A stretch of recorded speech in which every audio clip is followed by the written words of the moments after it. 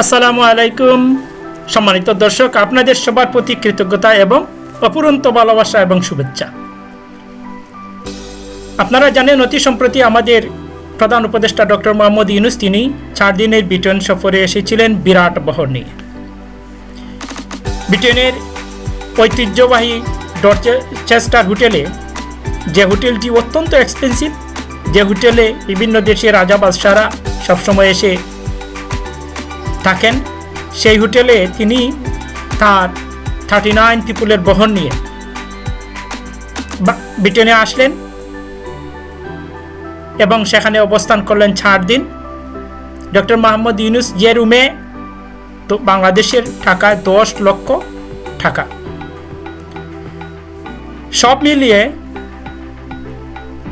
বিখ্যাত সাংবাদিক জুলকারনাইন সাহের খান তিনি ফেসবুক পোস্টে অভিযোগ করে বলেছেন 3.5 কোটি টাকার উপরে এই সফরটির ব্যয় ছিল। অত্যন্ত এক্সপেন্সিভ একটি হোটেলে তিনি আসলেন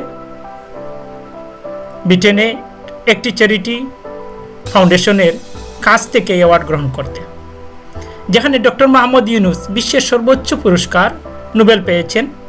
তিনি বাংলাদেশকে সম্মানিত করেছেন, বাংলাদেশের মানুষকে বিশ্বের দরবারে পরিচিত করিয়ে দিয়েছেন।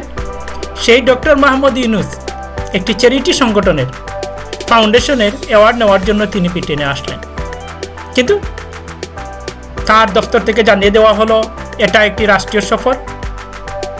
কিন্তু রাষ্ট্রীয় সফর হলে ব্রিটেনের প্রধানমন্ত্রী থেকে শুরু করে রাজা এবং অনেকেই তাকে অভ্যর্থনা জানাতেন, সেখানে আমরা কাউকে দেখতে পাইনি। এখানে দেখতে পেয়েছি শুধু বাংলাদেশের হাই কমিশন থেকে হাই কমিশনার সহ কিছু শীর্ষ কর্মকর্তাদের। ব্রিটেনের চেষ্টা করেও ডক্টর মোহাম্মদ ইউনূস ব্রিটেনের প্রধানমন্ত্রীর সাথে সাক্ষাৎ করতে পারেননি, কিন্তু তিনি একটি অঘটনের জন্ম দিয়েছেন, একটি আলোচনার সমালোচনার জন্ম দিয়েছেন। কারণ তিনি যখন দেখলেন ব্রিটেনে আওয়ামী লীগ দ্বারা বিভিন্নভাবে অপমানিত হচ্ছেন, অপদস্থ হচ্ছেন, নির্যাতিত হচ্ছেন, তখন তিনি সিদ্ধান্ত নিলেন বিএনপির ভারপ্রাপ্ত চেয়ারম্যান জনাব তারেক রহমানের সাথে তিনি এখানে বৈঠক করবেন এবং সকল সমালোচনাকে দামাচাপা দিবেন। কিন্তু তারেক রহমানের সাথে যখন তিনি বৈঠক করলেন, বৈঠকের পরই দেশে বিদেশে আলোচনার জন্ম নিয়েছে। এমনকি তার আজ্ঞাবহ এনসিপি, জামাত থেকে শুরু করে অনেকেই বিবৃতির মাধ্যমে, সম্মেলনের মাধ্যমে ডক্টর মোহাম্মদ ইউনূসের এবং তারেক জিয়ার বৈঠকের সমালোচনা করেছেন এবং বিভিন্ন অভিযোগ তুলেছেন। ডক্টর মোহাম্মদ ইউনূসের সফরসঙ্গী যারা ছিলেন তাদের মধ্যে অন্যতম 2 জন মানুষ হচ্ছেন শফিকুল আলম প্রেস সচিব এবং নিরাপত্তা উপদেষ্টা ডক্টর খলিলুর রহমান, এবং আরও অনেকেই তার সাথে সফরসঙ্গী ছিলেন। কিন্তু সবচেয়ে আলোচনার জন্ম দিয়েছেন, সমালোচনার জন্ম দিয়েছেন তার প্রেস সচিব, যিনি একসময় সাকিব আল হাসানের প্রেস সচিবের ভূমিকা পালন করতেন। সাকিব আল হাসান যখন নির্বাচনে দাঁড় হয়েছিলেন, তখন এই প্রেস সচিব শফিকুল আলমী, বর্তমান প্রেস সচিব শফিকুল আলমী সাকিব আল হাসানের মিডিয়া কভারেজ দিতেন। তিনি আওয়ামী লীগের বড় বড় নেতাদের সাথে, মন্ত্রীদের সাথে ঘোরাফেরা করতেন। এই শফিকুল আলম যখন ডক্টর মোহাম্মদ ইউনূসের প্রেস সচিবের দায়িত্ব নিলেন, তখন থেকেই তিনি অনেক অঘটন এবং আলোচনার জন্ম দিয়েছেন। অতীতে অনেক আলোচনা হয়েছে শফিকুল আলমকে নিয়ে। আমি অনেক ভিডিওতে শফিকুল আলম সম্পর্কে বলেছি, আপনারা সেগুলো দেখতে পারবেন। দেখলে আপনারা বুঝতে পারবেন শফিকুল আলম মানুষটা কি এবং কোন চিজ উনি। শফিকুল আলমের বিদ্যা বুদ্ধি সব কিছুই আছে, কিন্তু উপস্থিত বুদ্ধির বড়ই অভাব। তিনি অনেক সময় বুঝে কথা বলেন, আবার না বুঝেই অনেকে বলেন উনি কথা বলেন। কারণ ব্রিটেনে আসার পর ডক্টর মোহাম্মদ ইউনূস যখন আসলেন তখন ডক্টর মোহাম্মদ ইউনূসের পক্ষে প্রেস সচিব একটি সাংবাদিক সম্মেলন করলেন। সেখানে তিনি সাংবাদিকদের প্রশ্নের জবাবে বললেন, ব্রিটেনের প্রধানমন্ত্রী এই মুহূর্তে কানাডা রয়েছেন, যা আদৌ সত্য ছিল না, তিনি না জেনেই বলেছেন। পরবর্তীতে দেখা যায় ব্রিটেনের প্রধানমন্ত্রী এখানেই আসেন এবং তার এই সফরে অধ্যাপক ইউনূস ও তার সফর সঙ্গীদের সবাইকে লন্ডনের বিলাসবহুল একটি হোটেলে রাখতে গিয়ে রাষ্ট্রে বিপুল অর্থ ব্যয়ের প্রসঙ্গটি নিয়ে ব্যাপক আলোচনা সমালোচনা হচ্ছে দেশে বিদেশে সামাজিক মাধ্যমগুলিতে। প্রশ্ন উঠেছে, যুক্তরাজ্য সফরে গিয়ে ডক্টর মোহাম্মদ ইউনূস কী অর্জন করলেন? সফর শেষে অধ্যাপক ইউনূস ও তার সফর সঙ্গীরা বাংলাদেশে ফিরে গেলেন, কিন্তু বাংলাদেশের জন্য ওনারা কি নিয়ে গেলেন?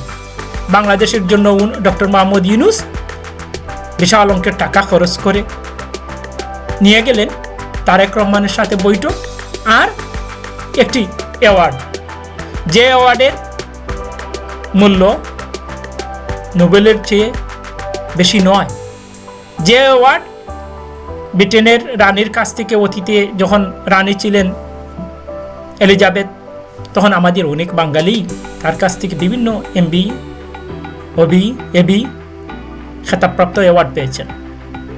তো ডক্টর মোহাম্মদ ইউনূস এই কিংস অ্যাওয়ার্ডের জন্য কিংস অ্যাওয়ার্ডের জন্য তিনি বাংলাদেশ থেকে বিশাল অঙ্কের টাকা খরচ করে এখানে আসলেন এবং সেই অ্যাওয়ার্ডটি নেওয়ার জন্যই মূলত এসে কেউ এখানে আওয়ামী লীগের দ্বারা অপমানিত হলেন, বাংলাদেশকে অপমানিত করলেন। বাংলাদেশের সাধারণ মানুষের আশা ভরসা এবং প্রত্যাশার যে জায়গাটুকু ছিল ডক্টর মোহাম্মদ ইউনূসের প্রতি, সেটা তিনি সমূলে ধ্বংস করলেন।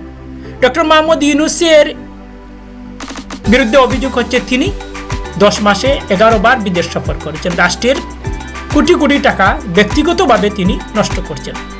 যেখানে জুলাই আন্দোলনের মাধ্যমে তিনি ক্ষমতায় আসলেন, জুলাই আন্দোলনের অনেক সৈনিক হসপিটালে খাতরাচ্ছে, অনেকের পা নেই, হাত নেই, চোখ নেই, তাদের চিকিৎসার কোনো সুব্যবস্থা করতে পারছেন না। সেখানে তিনি ব্রিটেন সহ বিভিন্ন দেশ সফর করছেন তার প্রেস সচিব সহ অনেককে নিয়ে, তো রাষ্ট্রের জন্য কোনো কিছু করছেন না। এখন শফিকুল আলমকে নিয়ে অনেক আলোচনা সমালোচনা দেশে বিদেশে হচ্ছে, এমনকি আমরা দেখতে পেলাম যুক্তরাজ্য আওয়ামী লীগের নেতাকর্মীরা শফিকুল আলম এবং ডক্টর মোহাম্মদ ইউনূসকে ডাস্টবিন বানিয়ে সেটাকে পার্কের কোনায় কোনায় রেখে দিয়েছে এবং ডিজিটালভাবে লরির পিছনে, বাসের পিছনে ডক্টর মোহাম্মদ ইউনূসের ছবি দিয়ে তারা বিভিন্নভাবে অপমান অপদস্থ করেছে। অনেকে মনে করেন আওয়ামী লীগকে মোকাবিলা করতে না পেরে যুক্তরাজ্যে, কারণ ডক্টর মোহাম্মদ ইউনূসের কোনো রাজনৈতিক দল নয়, আর ডক্টর মোহাম্মদ ইউনূসের যারা এখানে তাকে ওয়েলকাম জানিয়েছেন, অনেকে মনে করেন এরা অতীতে আওয়ামী লীগ ছিলেন। তার জন্য ডক্টর মোহাম্মদ ইউনূস যাতে ব্রিটেন থেকে সসম্মানে চলে যেতে পারেন, তার জন্য তিনি তারেক জিয়ার সাথে একটি বৈঠক করে আওয়ামী লীগকে একটি মেসেজ দিতে চাইলেন যে তোমরা যতই বাড়াবাড়ি করো, আমি বিএনপিকে আমার সাথে নিয়ে আসতেছি। কিন্তু আবার এখানে বিএনপিকে তিনি অনেকে মনে করেন বিএনপিকে একটি শিক্ষা দিতে চেয়েছেন, কারণ বিএনপি 3 জন উপদেষ্টার পদত্যাগ দাবি করেছিল, তার মধ্যে ডক্টর খলিলুর রহমান একজন। বিএনপি নির্বাচনের জন্য হৈ হুল্লোড় করছে, আন্দোলন সংগ্রাম করছে, যেখানে ইশরাক মেয়রের জন্য ঢাকা ব্লক করে দিচ্ছে। ডক্টর মোহাম্মদ ইউনূস কোনো অবস্থাতেই বিএনপিকে মোকাবিলা করতে পারছেন না, তাই তিনি তারেক রহমানকে সাথে বৈঠক করে বিএনপিকে একটি সান্ত্বনা দিলেন যাতে বিএনপি আন্দোলন সংগ্রামে না যায় এবং নির্বাচন নিয়ে আর কোনো কথা না বলে। অনেকে মনে করেন তারেক রহমান ডক্টর মোহাম্মদ ইউনূসের সাথে বৈঠক করে তিনি যে অপরিপক্ক রাজনীতিক নেতার পরিচয় দিয়েছেন, সেটা ভবিষ্যতে বাংলাদেশ বুক করতে হবে। কারণ অনেকে মনে করেন ফেব্রুয়ারিতে ডক্টর মোহাম্মদ ইউনূস যে তারেক রহমানের সাথে বৈঠক করে যে নির্বাচনের কথা বলেছেন, এটা আদৌ সম্ভব নয়। কারণ এখনো ভোটার হালনাগাদ হয়নি, এখনো সংস্কার হয়নি। কিন্তু ডক্টর মোহাম্মদ ইউনূস এখানে আবার একটি শর্ত জুড়ে দিয়েছেন। কি শর্ত? শর্ত হচ্ছে তিনি বলেছেন প্রয়োজনীয় সংস্কার এবং বিচারের অগ্রগতি দেখেই তিনি ফেব্রুয়ারিতে রোজার আগে তিনি নির্বাচন দেওয়ার চেষ্টা করবেন। কিন্তু এখানে সম্মানিত দর্শক আপনারা দেখেন ইফ এবং বাট যুক্ত রয়েছে। যেখানে ইফ এবং বাট যুক্ত থাকে সেখানে কোনো সলিউশন থাকে না, সেখানে সবসময় কোয়েকশন থাকে। এখন অনেক ডক্টর মোহাম্মদ ইউনূসের ব্রিটেন সফর নিয়ে অনেকে মন্তব্য করেছেন। তার মধ্যে সাবেক রাষ্ট্রদূত হুমায়ুন কবির বলেছেন, প্রধান উপদেষ্টা একটি দেশে সরকারি সফরে গিয়ে সেখানকার সরকার প্রধানের সাথে সাক্ষাৎ না পাওয়া এই সফরের নেতিবাচক একটি উপাদান। একজন প্রধান উপদেষ্টা আসলেন, প্রধানমন্ত্রী মর্যাদায় তিনি আরেকটা দেশে গেলেন, সে দেশের আমন্ত্রণে গেলেন, তাহলে কেন সে দেশের প্রধানমন্ত্রী ওনার সাথে সাক্ষাৎ করবেন না? হুমায়ুন কবির সাহেব, সাবেক রাষ্ট্রদূত হুমায়ুন কবির সাহেব, তিনি আরও মন্তব্য করেছেন, কিংস হারমোনি অ্যাওয়ার্ড সফরের ইতিবাচক দিক আর সরকারি সফরে গিয়ে দেশের রাজনৈতিক আলোচনাটি নতুন ও আকর্ষণীয় পর্যায়ে যাওয়ার আরেকটি দিক। তবে সফরটি কূটনৈতিক, সে জায়গা থেকে কি অর্জন করল বাংলাদেশ, সেই প্রশ্ন থেকেই যাবে। চীনে বাংলাদেশের সাবেক রাষ্ট্রদূত মুন্সি ফয়েজ আহমেদ বলেছেন, তার মতে পুরো সফরটি নানা ব্যর্থতার প্রশ্ন বিদ্ধ হয়েছে। ডক্টর মোহাম্মদ ইউনূস আন্তর্জাতিক মানের মানুষ হতে পারেন, কিন্তু তিনি রাজনৈতিকভাবে বাংলাদেশকে পরিচালনা করতে সম্পূর্ণ অযোগ্য এবং ব্যর্থ একজন রাষ্ট্রনায়ক।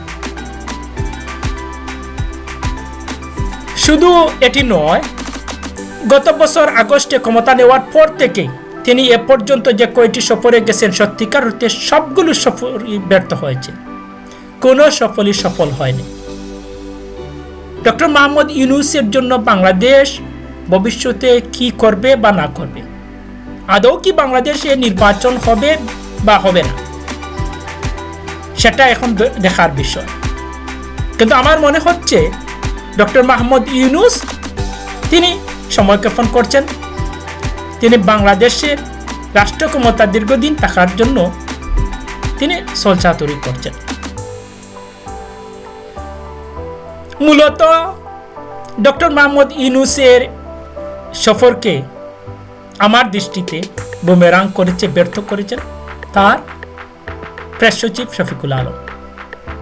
ডক্টর মোহাম্মদ ইউনূসের এই সফরকে ঘিরে আওয়ামী লীগে বিজয় উল্লাস, কারণ আওয়ামী লীগ ব্রিটেনে ডক্টর মোহাম্মদ ইউনূসকে অপদস্থ করতে পেরেছে, অপমানিত করতে পেরেছে। ডক্টর মোহাম্মদ ইউনূস এটা বুঝতে পেরেছেন না, সেটা উনি ভালো বুঝতে পারবেন। কিন্তু আমার মনে হচ্ছে ডক্টর মোহাম্মদ ইউনূস তার প্রেস সচিবকে পদত্যাগে বাধ্য করা উচিত এবং এই প্রেস সচিবকে চাকরিচ্যুত করা উচিত। কারণ এই বাংলাদেশ শফিকুল আলমের মতো এত নির্লজ্জ প্রেস সচিব দেখেনি। শেখ হাসিনার আমলে অনেক প্রেস সচিবকে বাংলাদেশ দেখেছে, খালেদা জিয়ার আমলে অনেক প্রেস সচিবকে দেখেছে, 111 সরকার, এরশাদ সরকারের সকল প্রেস সচিবকে দেখেছে বাংলাদেশ। কিন্তু কোনো প্রেস সচিব শফিকুল আলমের মতো এত ব্যর্থতার পরিচয় দেয়নি। ডক্টর মোহাম্মদ ইউনূসের দ্বারা আগামী বাংলাদেশের রাজনীতি কেমন হবে সেটাই দেখার বিষয়।